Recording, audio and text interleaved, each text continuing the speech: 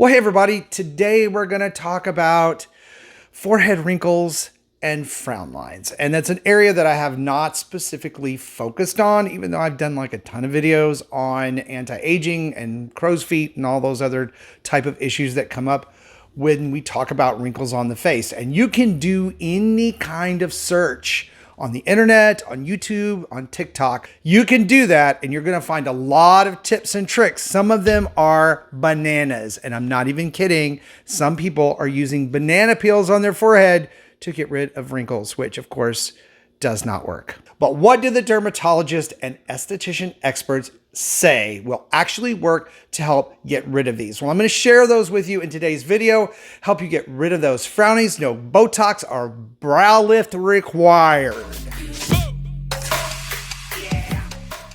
Well, welcome back to the channel. Today we are finally going to be talking about forehead wrinkles and frown lines. I know, way overdue.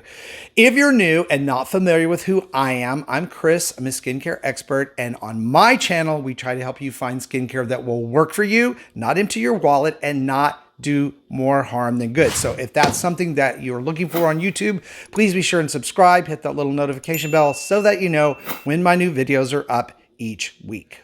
All right, so the first thing to understand about forehead wrinkles and frown lines is that they are, for everyone, dynamic wrinkles, which means that they happen when we smile or make facial expressions. Everyone from infants till the day you die make these sort of expressions, and it creates lines on the face.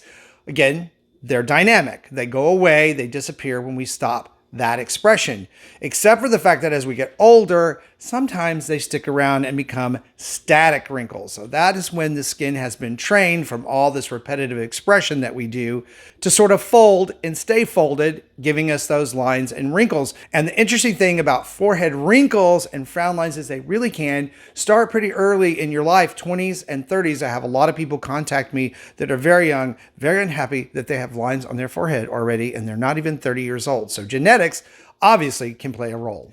The other factor of what helps to create these is the fact that we accumulate sun damage on our skin over time. Now, as we get older, a natural process occurs of the thinning out of collagen and elastin, especially in the areas around the eyes and on the forehead. So already there's a propensity, there's that word I love, to have wrinkles form there. Other things like staring into laptop and cell phone screens for hours on end, stress, not getting enough rest, and even weakened facial muscles.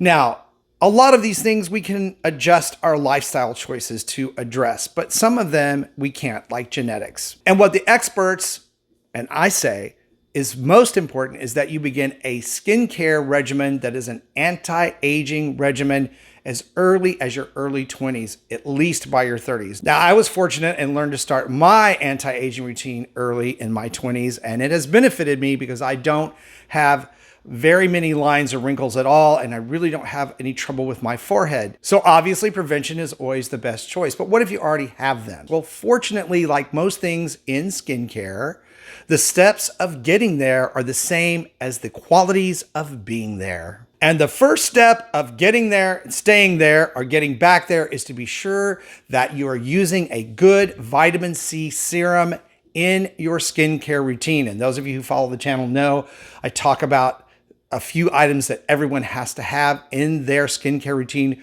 regardless of what they're doing. And vitamin C is extremely important.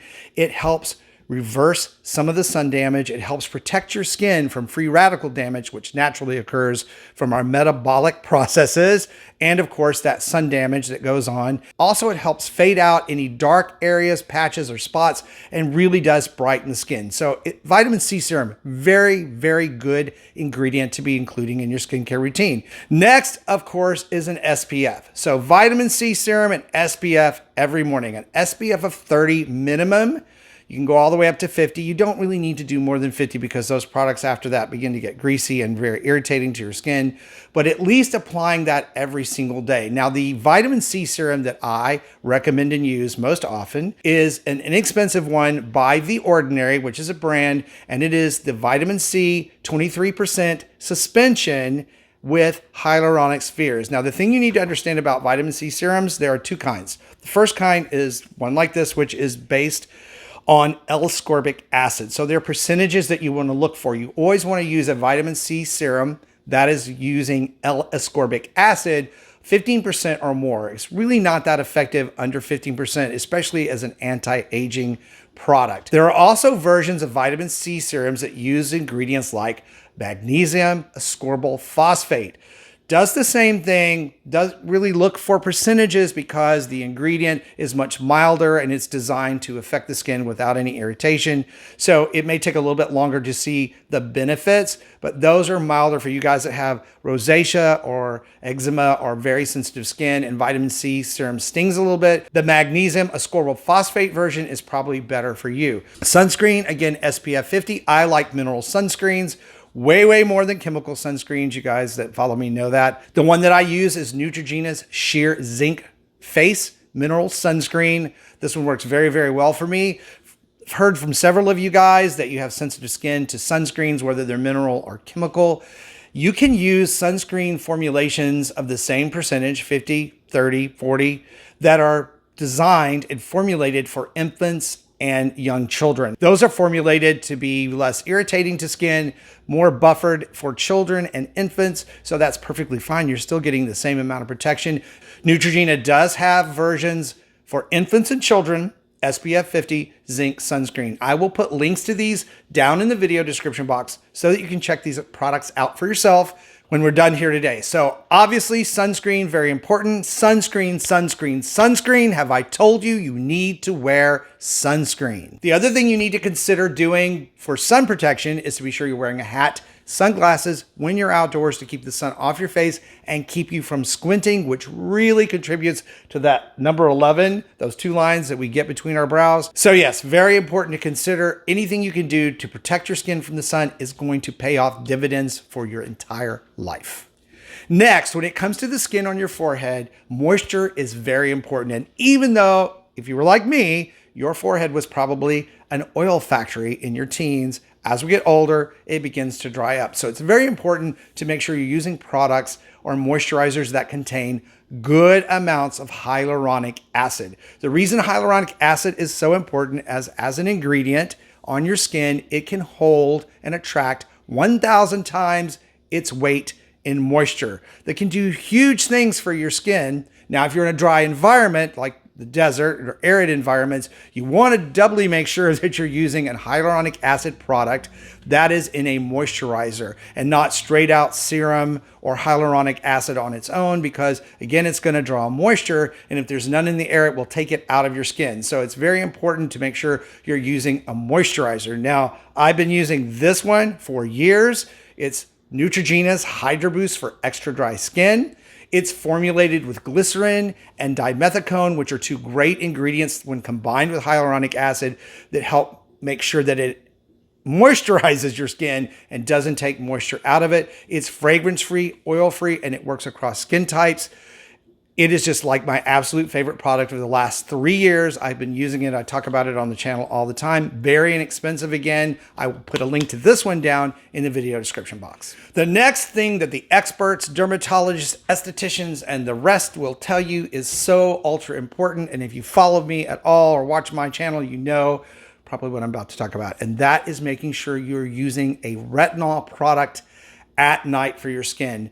Retinol is like the superhero still of all skincare ingredients, and it can do so many wondrous things for your skin. It helps reverse sun damage. It helps make the skin cells you're producing healthier. So over time, your skin looks better and better. It also helps thicken that layer of collagen and elastin, which is super important when you're trying to bump out or buff out wrinkles. It just is a really great ingredient. Now, if you're new to retinol, I just did this video right here on explaining what types of retinol are right for who and how they work. And so you can kind of figure out what the best one is for you. Now, it's best to use retinol at night in your skincare routine because it's able to take care of your skin's natural sleep repair cycle. I like to say sleep for you, repair for your skin. Does the best job when it's applied at night. And also, if you try to use it during the day, sunlight breaks it down and makes it less effective. So you're kind of wasting your time, and it can make your skin a little bit sensitive to sunlight. So even though you may be using sunscreen, you may have a little more irritation with it. Which brings me to the one that I want to recommend if you're new or you have super sensitive skin, and that's CeraVe's newer version of their retinol, which is a resurfacing retinol serum. Now this cream goes on very light. It has 3 different types of ceramides in it to help build up your lipid layer, which is going to help keep those wrinkles from forming.